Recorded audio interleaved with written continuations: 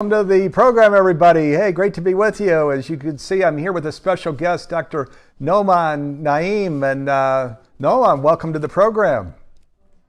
Thank you, Steve, for having me. It's always great to have these conversations with you.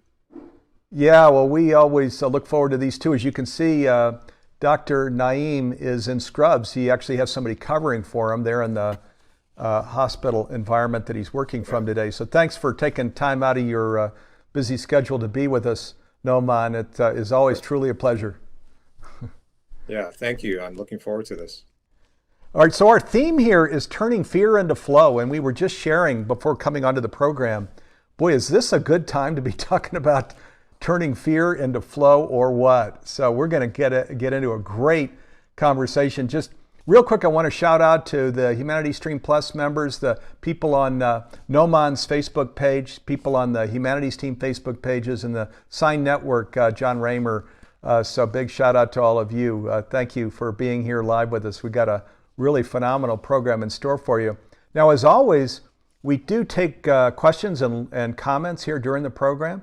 So where you're on Facebook or humanities.team, wherever you might be, go ahead and share comments. And we'll bring those in, and Nauman can get to your comments and questions here during the hour.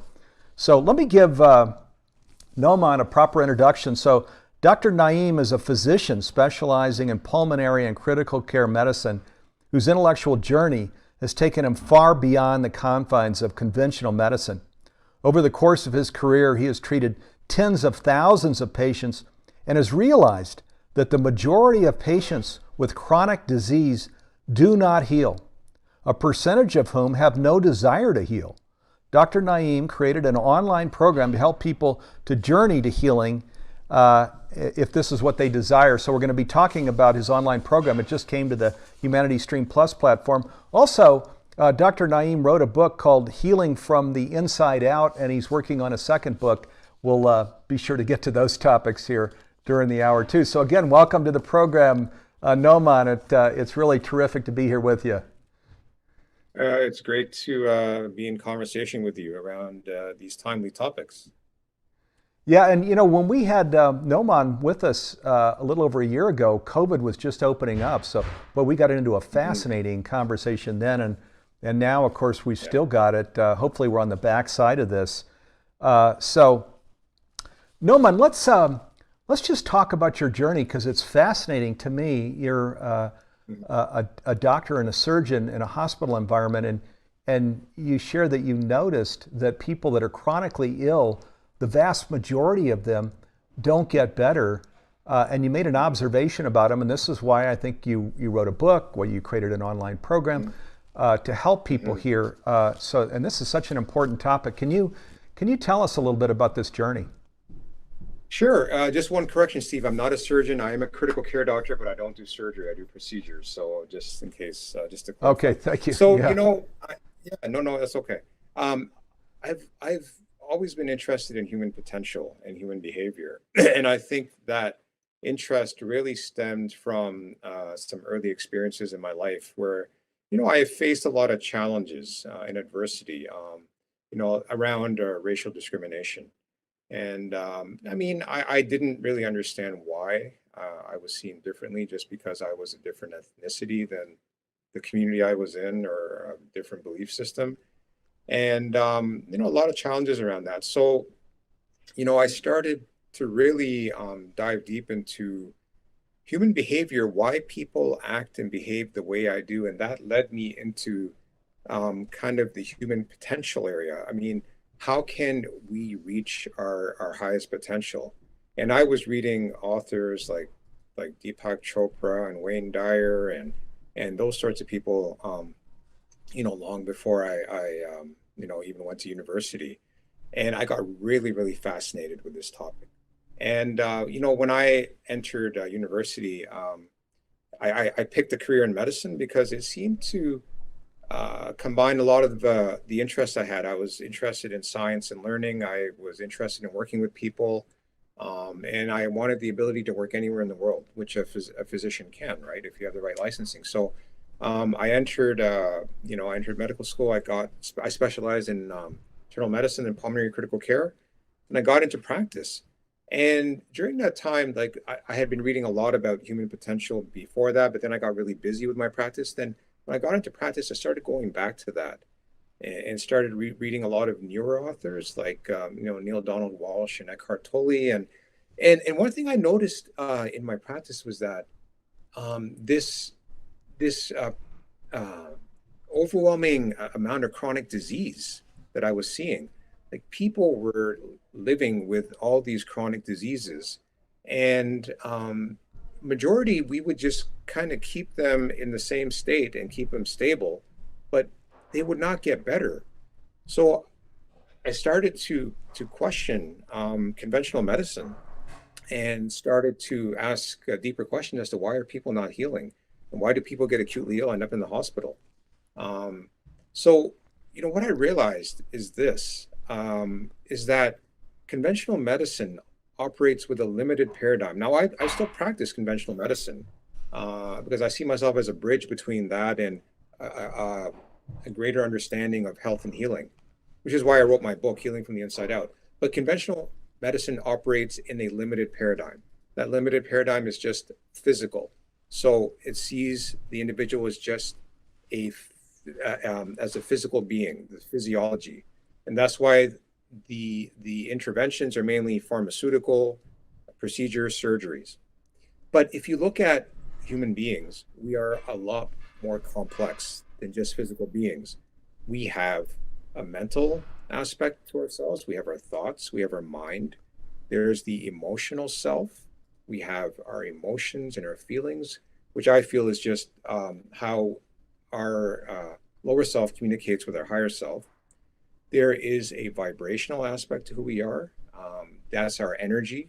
Because if you break down who we are, we're made up of organ systems, organs, tissues, cells. Cells are broken down into molecules. Molecules are atoms, and atoms are made up of subatomic particles. And those are, according to quantum physics, just energy vibrating at a very high frequency. There's a vibrational self, and then there's the spiritual aspects of who we are, and that I like to refer to as consciousness or being. So what I've in that deeper aspect of who we are that transcends our physiology and even our thoughts and emotions. And what I discovered was, medicine, conventional medicine, does not take all of this into account. And that's what got me started on my journey to learning more about what truly is the meaning of health and healing. So that's Yeah, kind of boy, my journey in a nutshell. fantastic. Yeah, boy, and medicine needs to move beyond the Newtonian, and that's what you've done. Is you've Yes. brought in consciousness, and just that this is we don't have a separate body over there, a physical, separate emotional, separate spiritual. That Mhm. there's consciousness that is the eternal thing living Right. within a body. So it's fantastic the work you're doing. Let's talk now about, and then you were just as COVID was coming out, you were inspired to create this online program called Moving from Fear Yes. into Flow. And this is the Right. program. It just came to the Humanities Stream Plus platform. We're going to go look at it in a little bit. But before we do, Nauman, what was the inspiration there? How did you decide, Yeah. just as COVID was coming on, to create this online Yeah. program? So that's interesting because when I talk about in my book the healing process, there's like 9 different steps I talk about. One of the steps is mastering your emotions, emotional healing, and fear is an emotion that the majority of us deal with at many points in our life, at some point in our life. And when I look at fear, I look at it as well. Let's talk about fear. Let's get into fear. So I talk about this in my book. There's 2 types of fear. Okay, there's actual fear and there's psychological fear. So what is actual fear? Actual fear is when you are facing a real threat.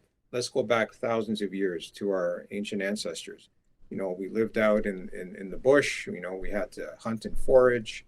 Lived off the land. A fear would be you come across a predator and your life is in danger. So that's an actual fear. Your life is in danger, right? So you have to do something. You have to escape, you have to fight, whatever. And this is where the fight or flight response comes into play, right? Then there's psychological fear. So now in our modern society, we don't have a lot of the challenges that our ancient ancestors had. We don't have to hunt and forage. We don't have to, live out on the land. We live in relatively, most of us in the West live in relatively comfortable, for the most part, not everybody, most comfortable, circumstances. So the thing is that there's a part of us called the ego. And the ego is the lower self, and it is the part of us um, that is crucial to our survival. And it is that ego that keeps that helps us survive when we're in danger and we have threats. A threat in the modern world would be, I don't know, you're walking down a dark alley and someone pulls out a gun and asks for your wallet. That's a threat in the modern world. So that's what our ego is, and that's where the fight or flight response comes in. However, like I said, we don't have a lot of those challenges that we had thousands of years ago. So the ego needs to latch onto something in order to justify its existence. So it creates all these psychological fears. And let me describe this with an example. What's an example of a psychological fear? An example would be, say you're in a social situation, you're at a party, and I don't know, you see someone interesting or attractive who you want to go up and talk to, but something within you comes up and says, you know what? I don't know if I should. Maybe that person won't be interested in me. Maybe they'll shun me or whatever. So that's an example, a small example of a psychological fear. This is created in the mind. There's actually no legitimate reason for you to have that fear. Now, often our psychological fears are based on our past experiences. So for example, just using that example I just described, say we've faced rejection in the past through in different circumstances, then that would create that psychological fear. But often we use our past experiences to chart our course in our life and to justify our actions or how we act in certain situations. But all our past experiences they're just experiences. They do not determine our present experience or our future experience. Now, that's not to say that if you've had a traumatic experience, it's not going to affect you. So the people have had some very difficult traumatic experiences. However, I feel that we can move beyond our past. And the way we do that is to live in the present moment. And in the present moment, just dealing with things as they come up and not allowing our past to affect how we react to the situation. So that's where the psychological fear comes in. Yeah, yeah. So, Well, all things so true. And then in your course, you talk about how to take people through that, how to walk through our yeah, fears and get to flow on the other side, which is yeah, I can talk. in Okay, I can. consciousness what's so Yeah, crucial. yeah, I can dive into that if you'd like at this point. If you want to talk about my Yeah, method yeah. No, course. share a little bit if you would. We're going to actually go look Yeah, at a clip, everybody here, in just a second. We're going to go look at a 3 minute clip from the program. But yeah, if you can kind of yeah, take us I would through love to. briefly what that looks Yeah. like. So the thing is, in my course, there's like 6 modules, right? So I start with mind and thought because a lot of our fears are generated by our thinking. And, I talk about something in that module called limiting beliefs. And limiting beliefs are um, any belief you have about yourself and life or the world that keeps you from reaching your highest potential. And the way you know you have a limiting belief is that you have a series of personal challenges that keep recurring or a pattern of negative thinking that keeps recurring as well. And that's how you know you have a limiting belief. So I talk about getting beyond our limiting beliefs and overcoming our negative thinking. Then the second module is all about emotions. And the thing is that, there's a whole spectrum of emotions that we can experience in our life. Some that are perceived as negative, some are perceived as positive. So everyone wants to migrate to ecstasy, joy, happiness, those emotions. But the thing is, if you're a human being on this planet, you are going to experience grief, loss, you're going to experience sorrow, melancholy, you're going to experience anger. You're going to experience all those negative emotions, and we're not meant to resist those emotions because what happens when you resist a negative emotion? because of the pain that it brings up, you create suffering. So we need to feel those emotions in a healthy way. Then I talk about life story. And as I've alluded to this already a bit when we talked about past experiences, everyone has a life story, and not everyone has a wonderful life story. Some of us come from very difficult backgrounds, different challenges, adversities. We are not our life story. So in that module, what I try to do is get the person who's in the course to get beyond their life story, not identify with your life story, but you can use your life story to unlock your gifts, because in our deepest wounds are hidden our greatest gifts, and we need to trace a thread to our life through our life story in order to unlock those gifts. Then the next module is about physiology, because fear is felt in the body, right? The fight or flight response. Fear activates the sympathetic nervous system. There's an autonomic nervous system which controls all our internal functions. The sympathetic is the one that gets activated in fear, where you have to, either fight or run. And then there's a parasympathetic, which is involved in relaxation, involved in rest and relaxation, and the state you want to be in most of the time. You only want to be in sympathetic state when you are actually facing a threat. And then I talk in the physiology about how nutrition affects how our response to challenges, how our exercise, sleep, all those things. Then the fifth module is about connection. It's about connection and oneness, because we don't live in isolation in this world, in our societies. We are connected with everything and everyone around us. And if the pandemic has shown us anything, is that we are all connected, right? We are all connected. And, we have lost a lot of that connection because of the quarantines and the lockdowns and the measures that were needed to prevent the spread of COVID-19. However, they talk about, physical distancing, right? Physical distancing, but that does not necessarily mean social distancing, right? Because we can still maintain our connections with our loved ones. We maintain our connections with our loved ones and in our families and our friends.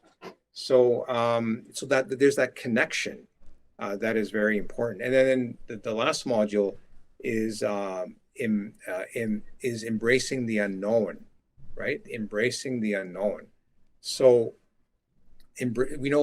we face the unknown at every stage in our life. For example, what has been happening in the last 2 years? Did anyone expect all this to happen with the COVID-19, how it spread around the world, lockdowns, the economic ramifications, the health ramifications? So in that module, I talk about how we can embrace the unknown, embracing the unknown. So that's the sixth module. And the unknown is a gift. The unknown, uncertainty is a gift, and most people don't see it that way. And we have to embrace uncertainty and the unknown if we're to get past fear. Yes, we do. Yeah. So, and from a doctor's perspective too, to see this whole journey from fear into flow, where you bring in the science and your research and observations.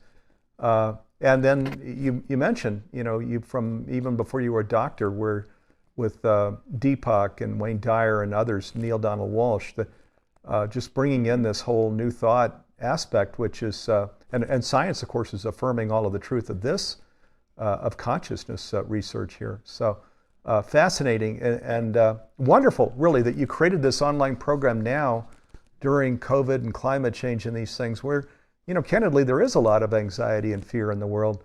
So let's go take a look at this clip. There's a 3-minute clip here. So this is from Fear into Flow. This is this online program. We just brought it over to the Humanities Stream Plus platform, and it's this segment is from the Unpacking Your Life Story module. So let's go take a look, and then we'll come back.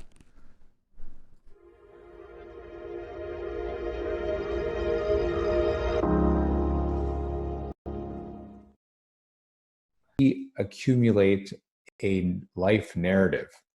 At different stages of our lives, we are going through different experiences, right?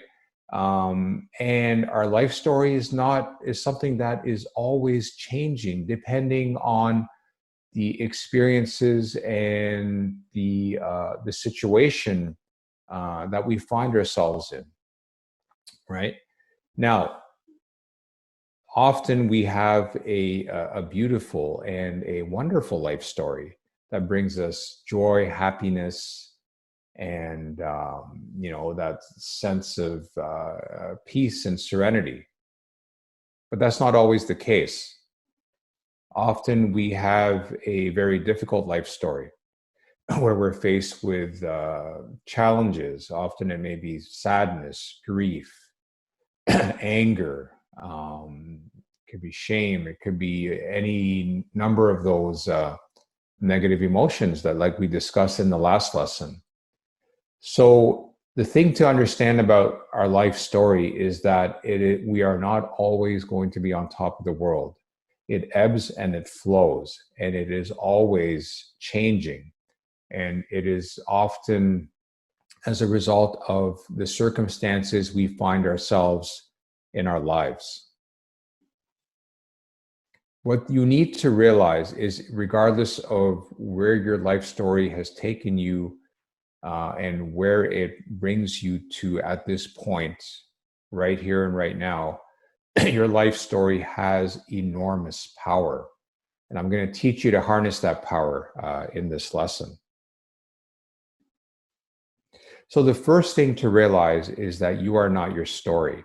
Often people will identify with their life stories, and this is especially true of people who have had difficult or traumatic stories. For example, if someone has a history of abuse, physical abuse or sexual abuse, they'll see themselves as a victim, right? But the thing you need to realize is that you are not your life story. And your life story is just how you experience, your physical, you experience, your physical self experiences life on this planet. So the question then arises, who am I? And this is a question that everybody asks at some point in their lives.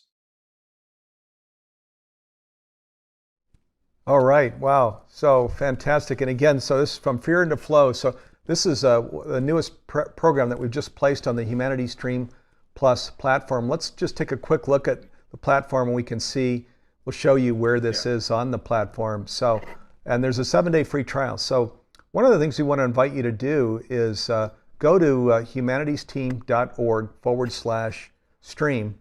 And then that's humanitiesteam.org/stream. And then you'll see the Humanities Stream Plus platform. There's a 7-day free trial, so you can sign up for the free trial and then take this program From Fear into Flow. Again, in today's world with everything going on, my gosh, all of us could benefit in going through a program like this. And take a look at Nauman's program. If you scroll down, you'll see it there under Additional Transformational Education. Those are the master classes up top. And then we're going to come into, here we go, Additional Transformational Education. And there's also healing programs, and you'll see many other programs, full-length feature movies. But be sure to go to Nauman's program, so From Fear into Flow. Check that out. And then after you check that out, up at the top, you'll see there's a browse item there in the navigation at the top left. And just browse your favorite authors. So Neale Donald Walsch, Barbara Marx Hubbard, Greg Braden, Bruce Lipton, Marianne Williamson, Deepak Chopra. Browse all of them and you'll see all of the programs that they have on this platform. It's just a little more than $1 a day for the platform for a 12-month subscription. And so that's for these hundreds of transformational education programs, including Nauman's program.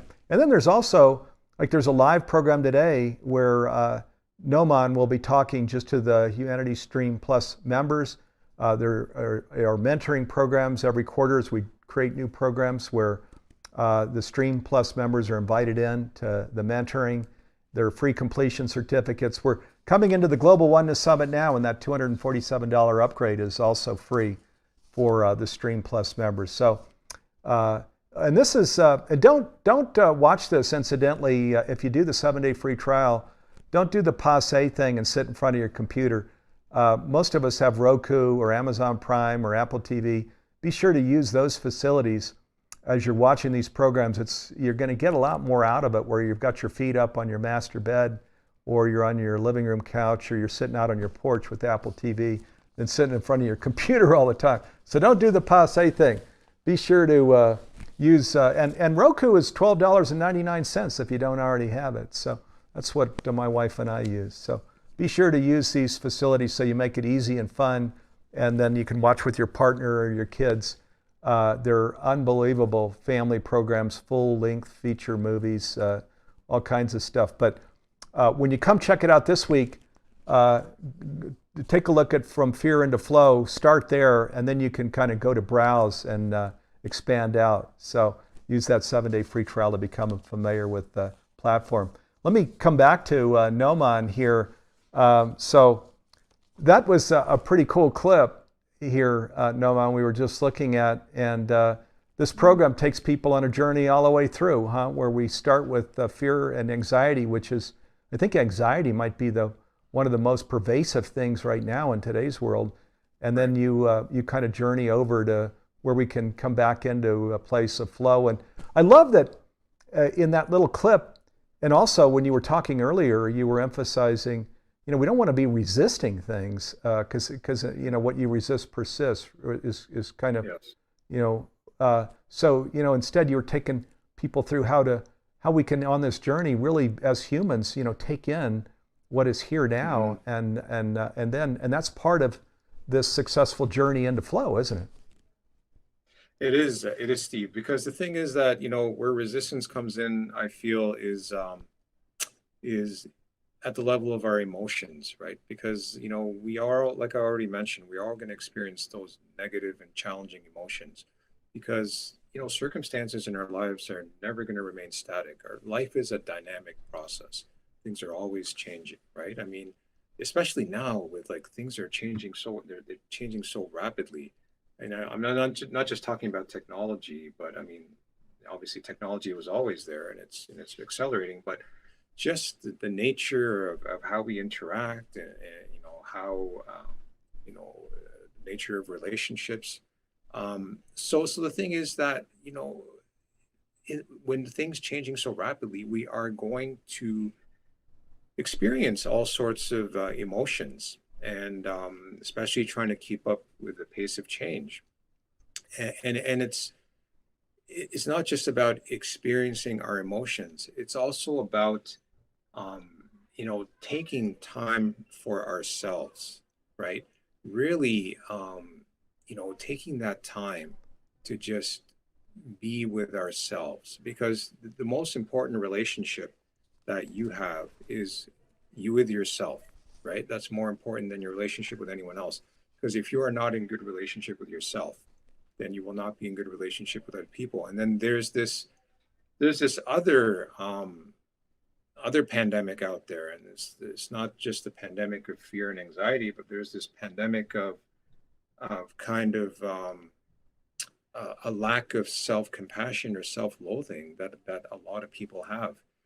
And a lot of that arises from challenges and difficult experiences and traumas that are all part of our life story. And in that clip, what I was trying to emphasize is that we are not our stories. We are not what we've experienced in our past, no matter how traumatic it has been. That is not who we are. We are that deeper consciousness, that being, that presence, that spirit, if you may, that actually permeates all life, all living and non-living things, and permeates the universe. That's who we are, and that is where our connection arises. That is how we are all connected, and everything else. Absolutely, that emanation of the one, which we call the divine and humanities team, but universe, life, love, an emanation of the one. Yeah, and I love how you're just coaching people back to where just they can come more back into that pure essence where they work through their story and work through their circumstances, work through their stuff. And it's all of us, it's part of life that we have to all do that. And you've created a particular way of doing that, where you bring in just your whole the value of your journey, which where you're doing pulmonary medicine and you're dealing with people in a hospital environment, which then allows you to uniquely frame this, where you bring in those many observations of people that are dealing with incredibly challenging circumstances. There's a whole bunch of questions here that have come in here, Nauman, but let me let you. There's where we're flooded with questions.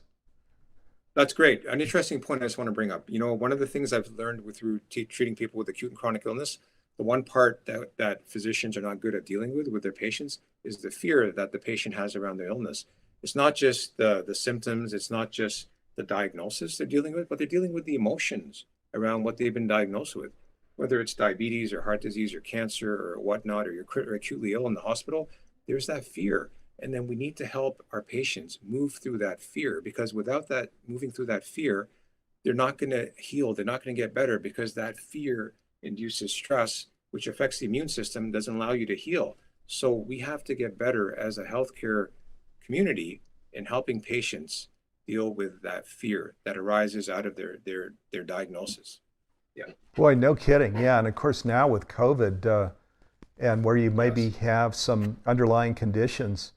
Now, many of us are able to be vaccinated, but boy, back before the vaccine, I did know some people that came down with COVID. It was extremely challenging for exactly that reason of, oh my gosh, what's going to happen to me here? So, yeah, thank you. So let me bring in, now we've got some of these Stream Plus members here. Patricia. Yep. By the way, Patricia, if you want to come on screen, let us know. We'll bring you on screen. I'm going to read her question. So she says, Dr. Nauman, please expand upon the roles gratitude and awareness of our own and each other's spiritual nature plays in health and healing. Yeah, so that's a very, very important, gratitude and awareness. So gratitude is a very, very important tool that I do discuss in my program in the section on story. And the thing is, no matter where we find ourselves in our lives, we always have something to be grateful for, no matter what challenges we are facing, right? It could be as simple as, the air we breathe, or we have access to clean water, or, I have food on the table, or a roof over my head. It doesn't have to be something elaborate. But, especially in times that we are challenged, that we're facing adversity, we need to be grateful for, we need to pay respect to gratitude, in the sense that we need to show our gratitude for the things in our life that we actually have despite our challenges.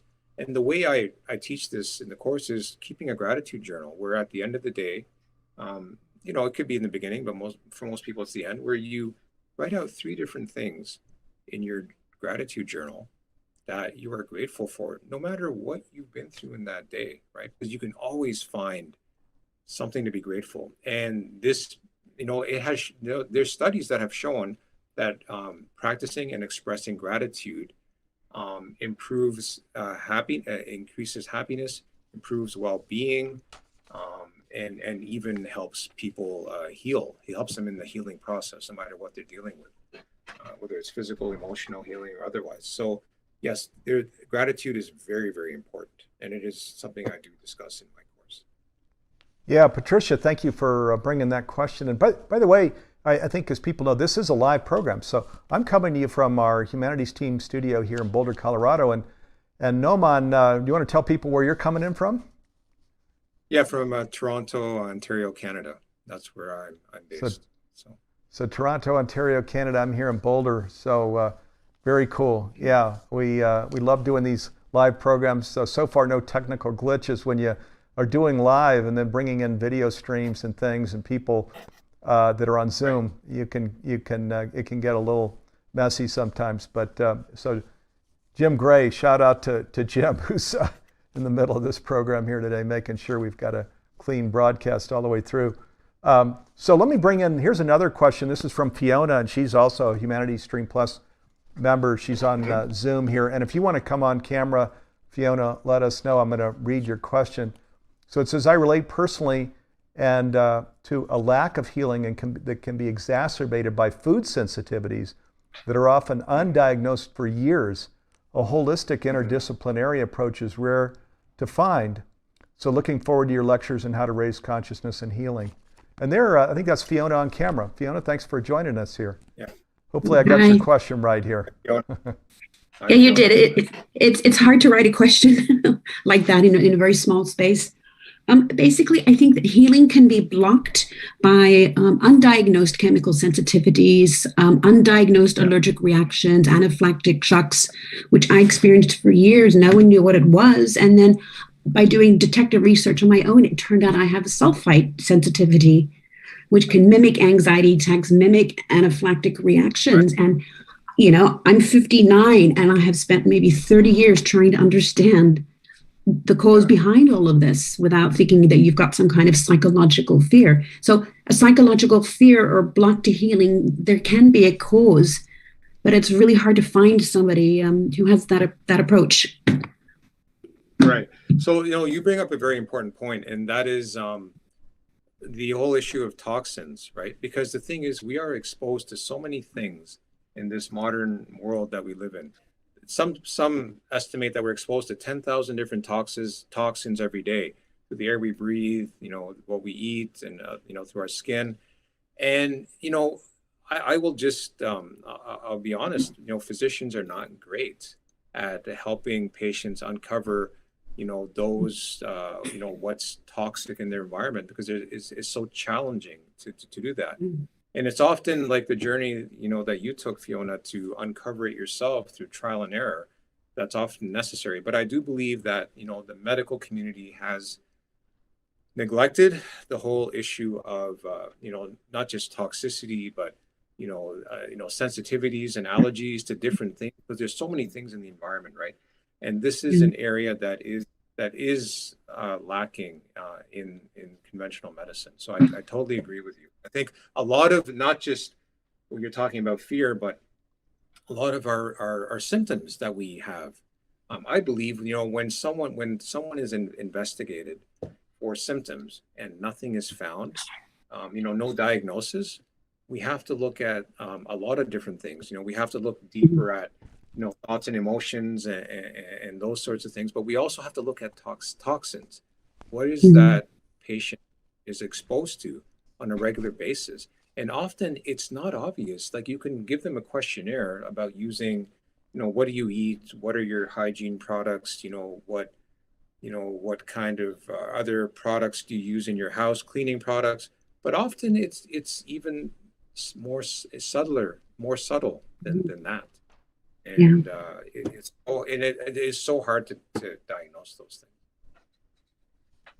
Thank you. Yeah, so Fiona, thanks again. Thank you for coming on camera. And if there are other Humanities Stream Plus members in that VIP room that want to come on, just let us know. Raise your hand. We can bring you on camera, get to your questions. So thank you. And again, if you go to humanitiesteam.org/stream, you'll see this whole Humanities Stream Plus platform where Nauman's program is now based, from fear into flow.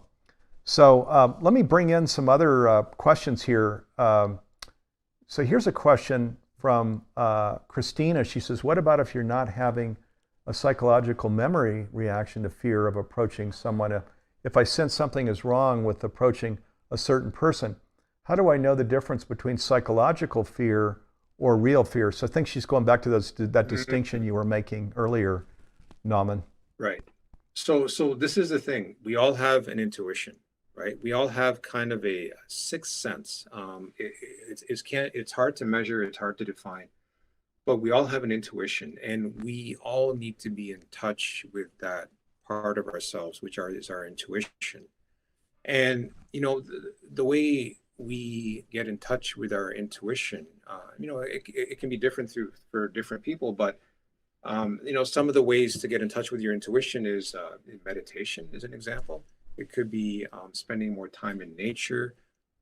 It could be through prayer. It could be any number of means. So what is it, Christine, who is the person who asked the question? Christina, yeah. Christina. What Christina is talking about is paying attention to your intuition. So that example I use is just an example. There may be no history behind that, behind your, being afraid to approach someone. But the thing is, in those situations, you always have to be in touch with your intuition, which is that kind of sixth sense, that higher sense that we have. I mean, the way I can describe it is the Marvel hero Spider-Man. He one of his powers is a sixth sense. He knows when there's danger. And we all have that. We all have that intuition, and we just have to tap into that part of ourselves. Now, my program from Fear into Flow does not get deeply into that, but it is something that we can all harness. And there's other people out there who are a lot more better, more masters or experts in this area than I am. I'm not an expert in intuition, but what she's talking about is being in touch with your intuition. Very important. Absolutely. Yeah. Yeah. And one thing I can say, which you were referencing these other authors too, is just the more we become, we step into our own elevated consciousness, the more that intuition becomes refined, where, as an emanation of the one, we actually can feel into truth.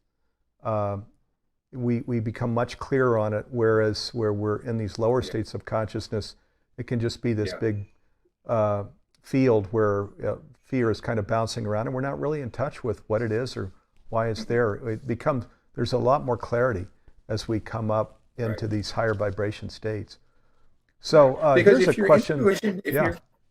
One more thing. If your intuition is firing and is telling you that about a particular person, that's not a psychological fear. That could actually be an actual fear. That could be an actual danger. So you need to listen to your intuition, because you don't know that person, right? I mean, someone who you haven't met, so it's important.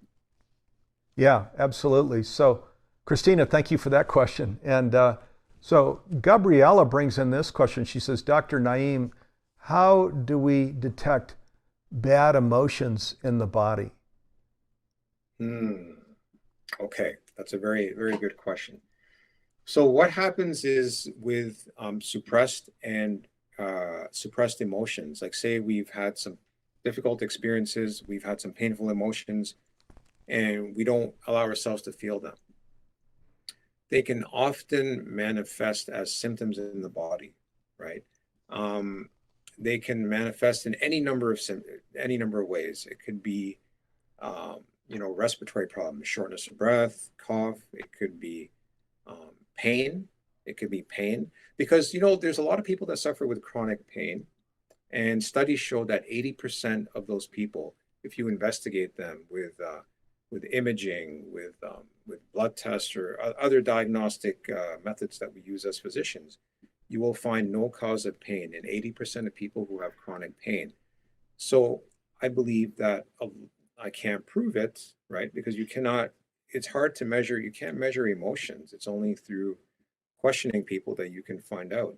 But I believe a lot of that pain could be suppressed negative emotions.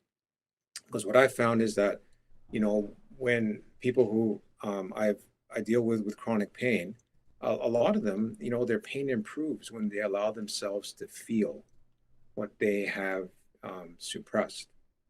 So it can they manifest as the various symptoms in the body. And pain is a common symptom. Shortness of breath is another one. Sometimes there's a common diagnosis that we have in medicine. It's called irritable bowel syndrome. Irritable bowel syndrome means you have abdominal pain, you may have diarrhea, constipation, and then you're investigated with x-rays. You may end up getting a test called a colonoscopy, where they look in your bowels and they find nothing, but you still have these symptoms. So irritable bowel syndrome has been associated with, mental health issues, anxiety, depression, and chronic fatigue, and those sorts of things. So that's just an example. So there's many symptoms many ways that those negative emotions can manifest in the body. And it's a matter of just being in tune and in touch with your body, right? Because long before a health professional or a physician knows that there is something wrong, right? Because a lot of times, my patients will come to me and they can't really pinpoint it. And they'll say, I just felt unwell, it's not pain, it's not shortness of breath, it's not nausea, it's not stomach pain or whatever. It's just I felt off. There was something wrong. So patients can detect those long before their physicians can recognize them. So it's important to be in tune and in touch with your physiology, and my program helps you do that. The physiology module especially. Yeah. What a great question, Gabriella. So thanks for bringing that in. And Nauman, yeah, thank you. Boy, you've really brought a lot of light to that question of, I think only as a physician, you can really go in a lot of directions here because you've been with so many patients that have felt these negative emotions in their body. So here's a question from Vance. He says, hi, Nauman, any thoughts on overcoming our societal addiction to the consumer lifestyle, which leaves half of humanity starving to death while the other half wastes and consumes at a human species destroying level? Right. So that's a great question, Vance. You're talking about a societal problem, which is, I think it's beyond the scope of one individual to tackle. So it has to do with, well, let's talk about materialism and consumerism, right? I mean, why do people want to accumulate a lot of things? And I'm not talking about just being at a financially stable. I'm not talking about that. I'm not talking about, accumulating some wealth so that you can live well when you retire. I'm not talking about that. I'm talking about excess, right? Because you see this in popular culture, a lot of excess. And I believe, and I've seen this, is that a lot of people are often compensating for some sort of lack that they have. They feel they're lacking something and something within. And it may be that they have, lack of self-compassion. They may have self-loathing. They may have, those other negative feelings. So they accumulate things to make up for that inner lack that they feel. And you'll find this in a lot of people who achieve great things in the world. And I don't want to, not to talk about anyone in particular, but people who become famous, whether they're actors, actresses, and musicians, and athletes, and whatever. Often, it's wonderful that they can do the things they do, right? If they're especially if they're great at their craft, but often they are chasing after something in order to make up for something that they lack within.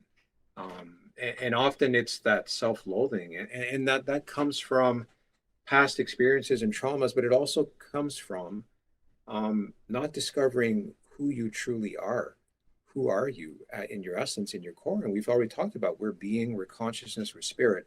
So I believe that a lot of materialism, consumerism, and excess accumulation arises from that inner lack. And it's and the thing is that individual has to realize that often they don't even realize that that's what they're doing, right? I mean, they just see themselves as, just trying to make up for whatever that negative inner aspect of themselves. So, and that's a huge issue.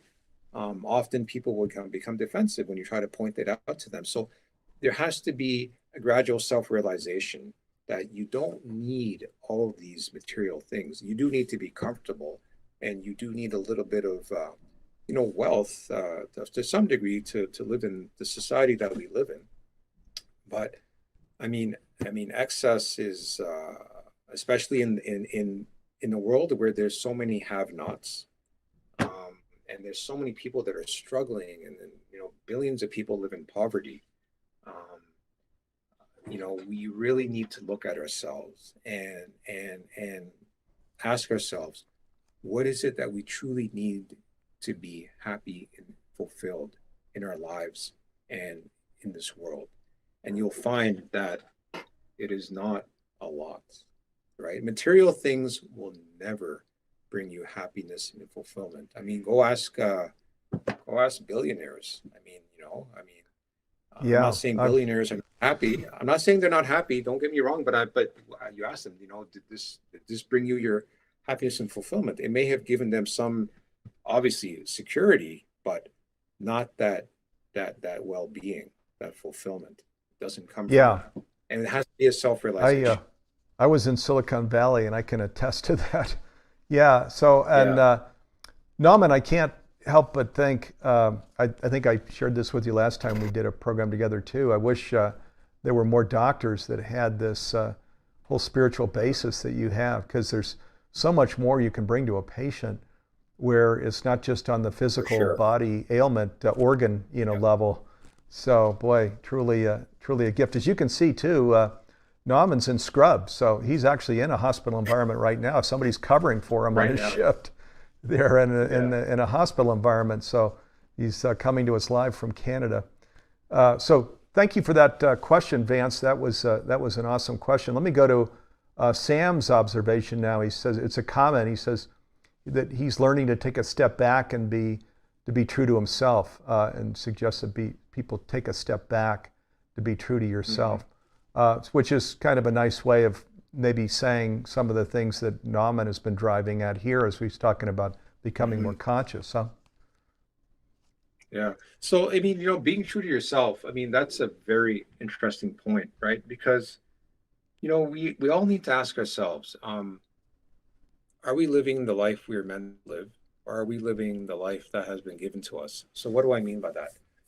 By the time you're born, and, as from the time you're born, and as you grow up in this world, we are conditioned.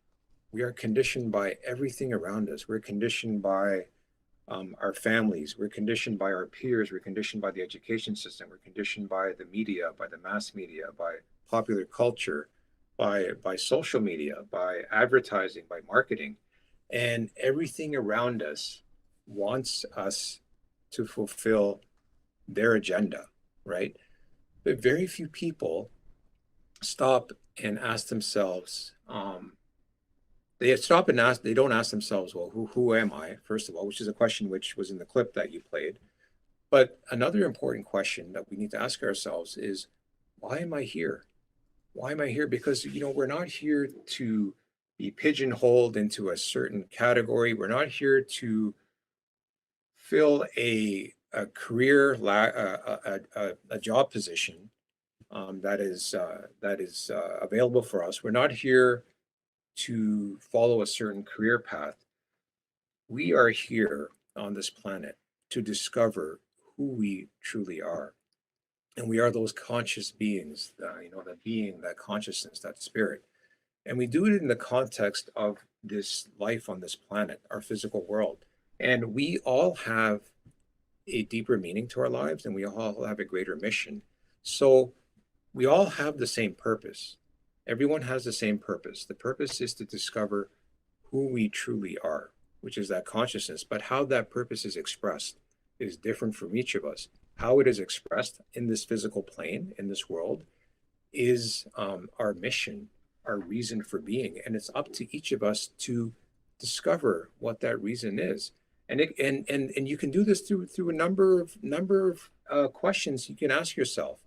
I even thought about writing a third book. I'm working on a third book about 101 questions. I'll see. I may be writing that as well. But here are some questions you can ask yourselves. What can I do where I don't notice the time passing, and I don't even notice an hour has gone by? What are my skills and talents and abilities that people compliment me on?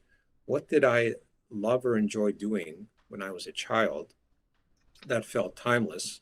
What are what are the things that I'm drawn to, that I really migrate towards in my life? And I'm not talking about a job or a career. It could be anything. It could be that you love art, you love to draw, you love to paint. It could be that you are musically inclined, you love to play an instrument. It could be that you're great at speaking. It could be that you're a great writer. It could be that you're great at it. You're a great athlete. It could be anything. It's up to each of us to discover why we're truly here, because we all have the same purpose, but how that purpose is expressed is different for each of us. And that is how we find out why we are here, our greater mission on this planet. And if more people would find out why they're truly here and their true mission in this world, the world would be a much better place than it is now. Absolutely. Boy, and we all have our own station in life, and we're guided to it, right? As you share, when we follow this journey into flow or consciousness. So beautiful. Yeah. And again, thank you for that question. I think that question was from Sam. So now there's and we've only got a couple of minutes. We're actually already at the top of the hour. This hour has gone incredibly fast. Thank you, so fast. Viewers. We've had, and we still have questions we can't get to. So wow, we've had a lot of questions come in here during the hour. So thanks, viewers, for just bringing all of these questions to Nauman while he's here. So here's a question from Anonymous, and Nauman, this gets at your journey and your work. It's unfortunately, as this person says, I smoked for years. I quit over 2 years ago. I'm in my mid-60s, and I'm on oxygen most of the time. I'm also in pulmonary rehab. I've got COPD, and want to know what you have to say about getting better or healing. Right. So the thing is that, COPD is chronic obstructive pulmonary disease, and it's a diagnosis that occurs from people who have smoked heavily throughout their lives, right? And often, when people end up on oxygen, a lot of the damage has been done, right? I would commend that anonymous person for quitting smoking. I mean, that is it is so hard to get rid of negative habits, and I know this from my patients, and I give that person credit for quitting smoking, as I do all my patients who do that, because it's so hard to do. What I would say is that you may not necessarily be able to change your physiology. Now, there is something about chronic obstructive pulmonary disease. If you quit smoking, your lungs will get better.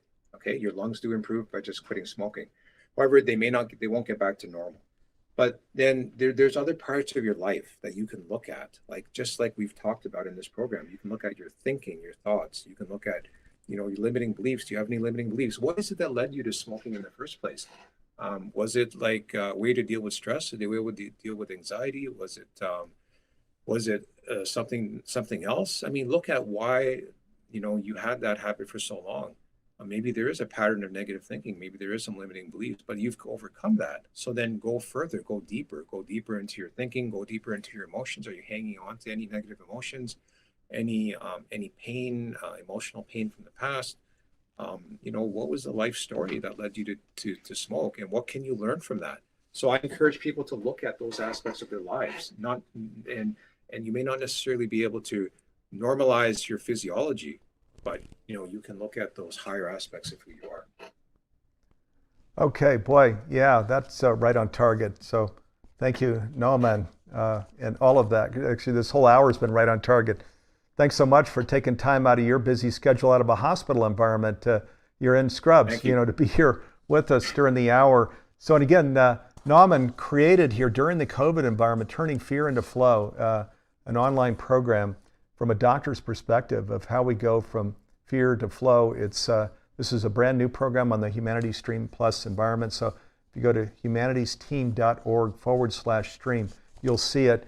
And there's a 7-day free trial, so you can go check it out and browse other programs at the top of all of these other conscious teachers, New Thought teachers, transformational education teachers that have programs on the platform. Check out that browse function. So huge thank you, Nauman, for joining us here during the program. He's coming to you live from Ontario, Canada. I'm Steve Farrell, coming to you live from our studio here in Boulder, Colorado. We're going to just pull back so you can see the studio. I'm here with Jim Gray, who's the man. There's Jim over there, and here's I am. So, Jim, thank you for this has been a clean broadcast all the way through. Not easy to have people live in Canada, the U.S., bringing in video clips, viewers on Zoom. So, hats off to you, Jim. Nice job. Also, a shout out to Nanette Kennedy, Dee Meyer, Garth Catterall, Karen Gordon, all of the team that's here actually behind the scenes, creating these, pulling questions and comments off of these various environments, helping Jim with the broadcast. So thank you to all of you. And then most of all, viewers, thanks for joining us here on your Friday afternoon as we talk about our mission in Humanities Team. We're a global nonprofit. Our mission is to make conscious living pervasive worldwide by 2040. That's in 19 years. So, and it's all about becoming more conscious ourselves, what Nauman's been talking about, kind of elevating our own vibration state so we can become this pure, whole, full, rich self, higher self that's living in this, in the health and joy that was our invitation in life all along. We've got a lot of things we all have to work through, various kinds of trauma and things. But if we take the time and work through that and become conscious ourselves, and then if we do that with other people all over the world where we're extending arms and connecting hearts, you know what? Next thing we know, we're there. We have this whole planet, this humanity, this new earth that's conscious. That's the whole reason for Humanities Team and these broadcasts and Global Oneness Summit and so on. And on the subject of Global Oneness Summit, go to globalonenesssummit.org or just Google it. That summit is just around the corner. It's a 9-day free broadcast that's coming up. Check it out. Okay, thanks viewers. Thank you, Nauman, and thanks team. We'll be back with you here next week. We've got a great special guest in store. Everybody have a great rest of the day, Friday and weekend. And Nauman, a total delight here being with you today. Thank you. Thank you, Steve. I enjoyed this time. Okay, and love and peace and blessings, everybody. Have a great rest of the day and weekend here. Take care. Thank you.